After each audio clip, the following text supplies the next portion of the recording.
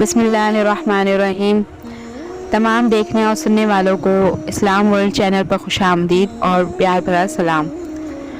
ناظرین کرام، شاعر، صوفی، فلسفی، سیاستدان، مفکر، عالم، درویش، یہ وہ تمام الفاظ ہیں جو کہ شاعر مشرق ڈاکٹر محمد علامہ اقبال پر اترتے ہیں۔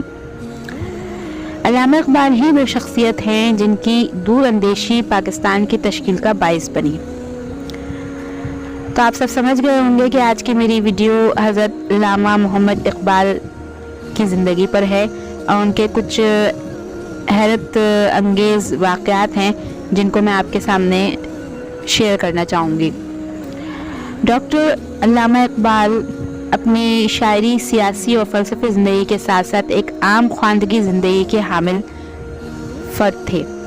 ڈاکٹر علامہ محمد اقبال ایک ایسے ادب کے قائل تھے جو انسان کو انسانیت کا پتہ دے سکے، بھٹکے ہوئے مسافروں کو صحیح سمت بتا سکے۔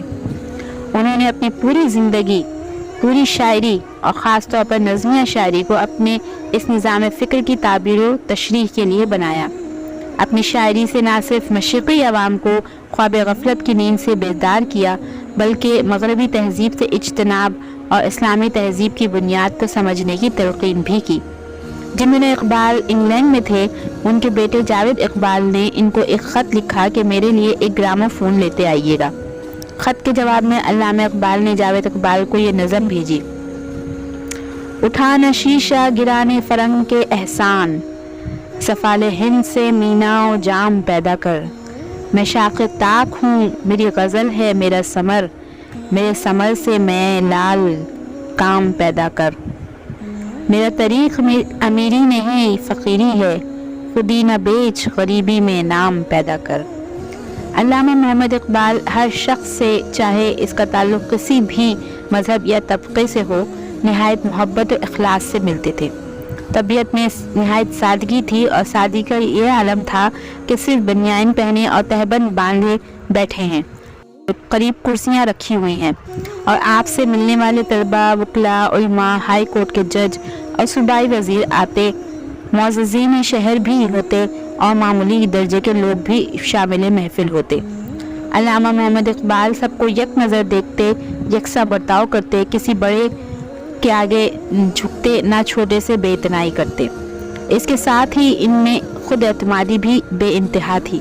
وہ وزیروں اور بڑے سرکاری عہدیداروں سے بھی اس طرح ملتے تھے جس طرح عام لوگوں سے ملا کرتے تھے، لیکن مجاہدین اسلام میں سے کسی بڑی شخصیت سے ملاقات ہوتی تو سراپا انکسار بن جاتے تھے۔ ایک مرتبہ ملک فیروز خان جو اس وقت پنجاب کے وزیر تھے، آپ سے ملنے گئے۔ حضرت علامہ نے انہیں دیکھا اور اپنی جگہ سے بغیر ہلے صرف اتنا کہا کہ آئیے ملک صاحب تشریف رکھیے، اور پھر پہلے سے موجود حاضرین سے گفتگو کا سلسلہ دوبارہ شروع کر دیا۔ ملک صاحب دروازے کے پاس رکھی ہوئی کرسی پر بیٹھ گئے اور ان میں اتنی ہمت نہ تھی کہ وہ آگے بڑھ کر علامہ صاحب سے ہاتھ ملاتے۔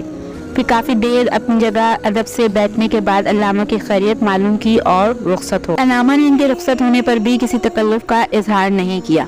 ایک دفعہ طلبہ کا ایک وفد ان سے ملنے آیا تو انہوں نے عجیب سوال کر دیا کہ آپ کو نوبل پرائز ابھی تک کیوں نہیں ملا؟ طلبہ کا خیال تھا کہ دنیا کی بڑی سرکردہ شخصیتوں اور ہندوستان کے میں بنگالی شاعر رویندر ناتھ ٹیگور تک کو نوبل پرائز مل سکتا ہے، تو آپ اس قدر ممتاز اور مشہور شخصیت ہونے کے باوجود اس عالمگیر اعزاز سے کیوں محروم ہیں؟ ڈاکٹر علامہ محمد اقبال نے جواب دیا کہ اگر مجھے نوبل پرائز مل چکا ہوتا تو پھر مجھ سے سوال کیا جاتا کہ میں نے کون سا کارنامہ انجام دے دیا ہے کہ میں اس کا مستحق سمجھا گیا ہوں، لیکن پرائز نہ ملنے پر کم از کم یہ سوال تو نہیں پوچھا جاتا۔ تو خواتین و حضرات، اسی طرح ایک بزرگ علی بخش آئے اور علامہ اقبال کی زندگی کے کچھ واقعات بتائے۔ اس پر علی بخش نے ان کو ایک واقعہ سنایا ہے کہ ایک روز علامہ صاحب میری خدمت سے مسرور تھے اور مجھ سے کہا کہ علی بخش بتاؤ میں تمہیں کیا دوں کہ تم خوش ہو جاؤ۔ میں نے جواب دیا جو معاملہ ایک دن آپ کے ساتھ پیش آیا تھا اور میں نے سوال کیا تھا تو آپ نے بتانے سے انکار کر دیا تھا، وہ بتا دیں۔ میں اب آپ کو بتانا چاہتا ہوں، مگر اس شرط کے ساتھ کہ میری زندگی میں یہ واقعہ کسی کو نہ بتانا۔ البتہ میری زندگی کے بعد بتا سکتے ہیں۔ وہ واقعہ کچھ یوں تھا کہ ایک روز آدھی رات کے قریب علامہ اقبال اپنے بستر پر لیٹے ہوئے تھے اور بے حد بے چین اور مضطرب تھے۔ یکایک آپ اٹھ کھڑے ہوئے اور کوٹھی کے دروازے تک گئے۔ میں بھی ان کے پیچھے چلا گیا۔ اتنے میں ایک پاکیزہ بزرگ اندر داخل ہوئے۔ ان کا لباس نہایت ہی خوبصورت اور سفید تھا۔ انہیں آپ اندر لے آئے اور پلنگ پر بٹھا دیا اور خود نیچے بیٹھ گئے اور ان کے پاؤں دبانے لگے۔ اس دوران علامہ صاحب نے ان سے پوچھا کہ آپ کے لیے کیا لاؤں؟ انہوں نے جواب دیا کہ دہی کی لسی بنا کر پلا دو۔ اس پر علامہ صاحب نے مجھ سے کہا کہ جب لے کر جاؤ اور لسی بنوا کر لے آؤ۔ میں حیران تھا کہ اس وقت کہاں سے حاصل کروں، بھاٹی گیٹ پر جا کر کسی مسلمان سے بنوا کر لاؤں یا اسٹیشن پر جاؤں۔ جو ہی میں نکلا تو کوٹھی کے ساتھ ہی ایک بازار دکھائی دیا جو اس سے پہلے کبھی نہیں دیکھا تھا۔ بازار میں مجھے ایک لسی والی کی دکان نظر آئی تو اس کے پاس گیا اور اس سے کہا کہ مجھے جگ میں لسی بنا کر دیں۔ اس نے جگ لے لی اور اچھی طرح دھویا اور لسی کا ایک مونڈھا اٹھا کر لسی بنائی اور جگ بھر دی۔ جب میں نے پیسے پوچھے تو سفید داڑھی والے بزرگ نے جواب دیا کہ علامہ صاحب سے ہمارا حساب چلتا رہتا ہے، تم یہ لے جاؤ اور ان کو پیش کر دو۔ میں جگ لے کر آیا، حضرت علامہ کو پیش کر دیا۔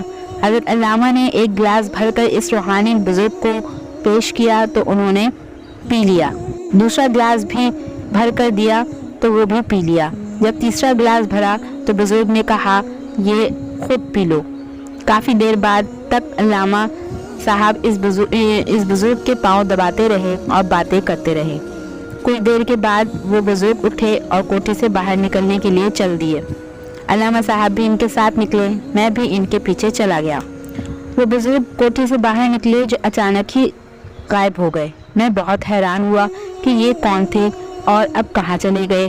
اور پھر وہ سامنے ایک بازار بھی تھی جس کی دکان سے لسی بنوا کر لی تھی۔ اس دن میں نے پوچھا حضرت یہ بزرگ کون تھے اور یہ دکان والے درویش کون تھے؟ علامہ اقبال نے بتایا کہ میں ان کے نام بتاتا ہوں لیکن میری زندگی میں کسی کو نہ بتانا۔ جو بزرگ کوٹھی میں تشریف لائے اور لسی پی وہ حضرت معین الدین چشتی رحمۃ اللہ علیہ تھے، اور جن بزرگ نے لسی بنا کر دی تھی وہ حضرت داتا غم بخش رحمۃ اللہ علیہ تھے۔ ناظرین کرام، کتب سیرت اقبال میں لکھا ہے کہ جب ڈاکٹر علامہ اقبال کو شمس العلماء کا لقب دیا جا رہا تھا تو علامہ اقبال نے وہ لقب لینے سے انکار کر دیا۔ جب ان سے وجہ پوچھی گئی تو انہوں نے بتایا کہ میرے استاد میر حسن کو بھی شمس العلماء کا لقب دیا جائے کیونکہ وہ مجھ سے پہلے اس کے حقدار ہیں۔ اس ضمن میں علامہ اقبال پر واضح کیا گیا کہ میر حسن کوئی ایسا کام نہیں کیا کہ جو دوسروں سے ممتاز کرتا ہو۔ اس پر علامہ اقبال نے کہا تو پھر مجھے شمس العلماء کا خطاب کیوں دیا جا رہا ہے؟ جس پر جواب دیا گیا کہ آپ اپنی شاعری کے حوالے سے نمایاں مقام رکھتے ہیں، آپ لقب کے حقدار ہیں، یہ آپ کی تعلیمات کا اعتراف ہے جو آپ نے تصنیف وہ ان کو اس لقب سے نوازا جائے۔ تو اس پر ڈاکٹر علامہ اقبال نے کہا کہ مولوی میر حسن کی سب سے بڑی تصنیف میں خود ہوں، میں آج جو کچھ بھی ہوں ان کی تعلیمات کی وجہ سے ہوں، میں اس بنا پر ان کا حق بنتا ہے کہ انہیں شمس العلماء کا خطاب دیا جائے۔ آخرکار ڈاکٹر علامہ اقبال کے اصرار پر ان کے استاد محترم کو اس لقب سے نواز دیا گیا، اور خود علامہ اقبال نے اپنی ذات کے لیے اس لقب کو قبول نہ کیا، اور استاد کی عزت کا یہ واقعہ انگریزوں کی کتابوں میں بھی درج ہے جس سے آج تک ان کی نسل بھی استفادہ کرتی ہے۔ لیکن افسوس ہمارے نصاب سے یہ مضامین نکال کر بٹن جیسے مضامین شامل کر دیے گئے ہیں، جس کی وجہ سے آج ہم استاد کی عظمت کو بھول چکے ہیں۔ اسلام میں استاد کا رتبہ ماں باپ سے بھی زیادہ بلند ہے، جس کا عملی مظاہرہ شاعر مشرق علامہ اقبال نے دی۔ علامہ اقبال اپنے وصال سے پہلے تقریباً 4 سال بیمار رہے اور اپنی زندگی کے آخری 3 ماہ انہوں نے بستر پر ہی گزارے، اور البتہ اس دوران میں موت سے کبھی خوفزدہ نظر نہیں آئے۔ 20 اپریل 1938 کو آپ کی حالت زیادہ خراب ہو گئی۔ رات کو اچانک آپ کے شانوں میں اچانک درد شروع ہوا۔ فجر کی اذانیں ہوئیں تو دوست احباب سمجھے کہ رات تو کٹ گئی ہے، اس لیے نماز کو چل دیے۔ پیچھے ایک خدمت گزار علی بخش رہ گیا۔ اچانک اقبال کے دل میں درد اٹھا، علی بخش نے سہارا دیا، آپ نے اللہ کہا اور روح پرواز کر گئی۔ اور یوں دوستوں 21 اپریل کو وہ عظیم شاعر، فلسفی، مفکر اور عاشق رسول صلی اللہ علیہ وآلہ وسلم اس دنیا سے کوچ کر گئے۔ اس روز پورا ہندوستان سوگوار تھا۔ لاہور میں تمام دفاتر اور تعلیمی ادارے بند رہے۔ شام میں 5 بجے جاوید منزل سے اس مرد قلندر کا جنازہ اٹھا جو جلوس جنازہ سوگواروں کا ایک بڑا سمندر تھا، جن میں مسلمان ہی نہیں، ہندو، عیسائی، سکھ اور ہر طبقے سے تعلق رکھنے والے افراد شامل تھے۔ جلوس جنازہ بعد نماز مغرب بادشاہی مسجد کے احاطے پر پہنچا اور وہیں مسجد سے مرکزی دروازے کے ساتھ ہی انہیں دفن کر دیا گیا۔ ناظرین، جب ہندوستان تقسیم نہیں ہوا تھا تو اس وقت ایک قوم تھی۔ اس قوم کو الگ الگ ملک کی ضرورت تھی۔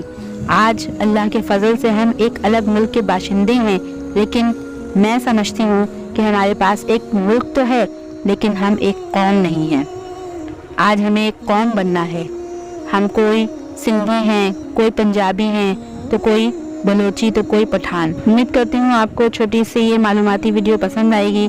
میرے چینل کو لائک، شیئر اور سبسکرائب کیجیے اور بیل نوٹیفیکیشن کو بھی پریس کر دیجیے تاکہ میری ہر نئی آنے والی ویڈیوز کا نوٹیفیکیشن آپ کو موصول ہوتا رہے۔ ملتے ہیں کسی اور ویڈیو کے ساتھ، جب تک کے لیے اللہ حافظ۔